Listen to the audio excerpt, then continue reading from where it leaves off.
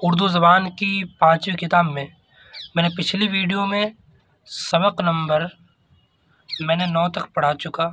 ठीक है, इंशाअल्लाह आज की वीडियो में सबक नंबर 10 पढ़ेंगे। और वीडियो को शुरू करने से पहले अगर आप चैनल पर नए हैं तो चैनल को ज़रूर सब्सक्राइब करें, शेयर करें और लाइक करें। तो चलिए शुरू करते हैं। बखीली और फजूली। अरे बखीली और ए फजूली, तुम्हारा दोनों का मुँह हो काला। गुनाहगारी के तुम हो चश्मे, तुम ही से निकली ख़राब रस में। तुम ही ने दम भर में सब गंवाया, तुम ही ने सब खाक में मिलाया।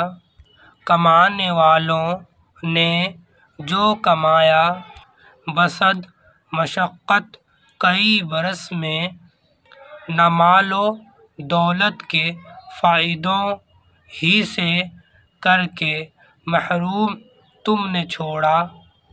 बनाया बदअहद और बेदीन, खिलाएं झूठी हज़ार कसमें। लगा के हिर्सो तमा का फंदा, सिखाया खुद मतलबी का धंधा। बनाया हक़ तलफियों का बंदा, फंसा के तुमने हवा हविस में। हुई बखीलों की क्या बुरीगत, न पास इज़्ज़त न कुछ हमीयत। न हौसला ही रहा न हिम्मत, नहीं है फ़र्क उनमें और मगस में। लुटा के दौलत को अपनी मुसरिफ़ हुए हैं क्या क्या ज़लील अहमक़ के जैसे। बेबालों पर की चिड़ियाँ असीर हो गोशाए क़फ़स में। अभी माना पढ़ लेते हैं। सदा। सदा का मतलब है आवाज़। हवा का मतलब ख्वाहिश। हमीयत। हमीयत का मतलब है हमदर्दी। माल का मतलब है दौलत। मग़ज़। मग़ज़ का मतलब है मक्खी।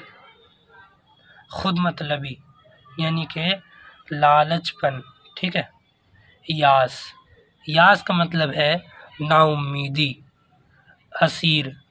असीर का मतलब है कैदी। क़फ़्स यानी कि पिंजरा। हक़ तलफ़ी का मतलब है हक़ दबाना। अब ये सबक नंबर 10 याद कर लेंगे, अच्छे तरीके से पढ़ लेंगे। इंशाअल्लाह अगली वीडियो में सबक नंबर 11 पढ़ेंगे। ठीक है।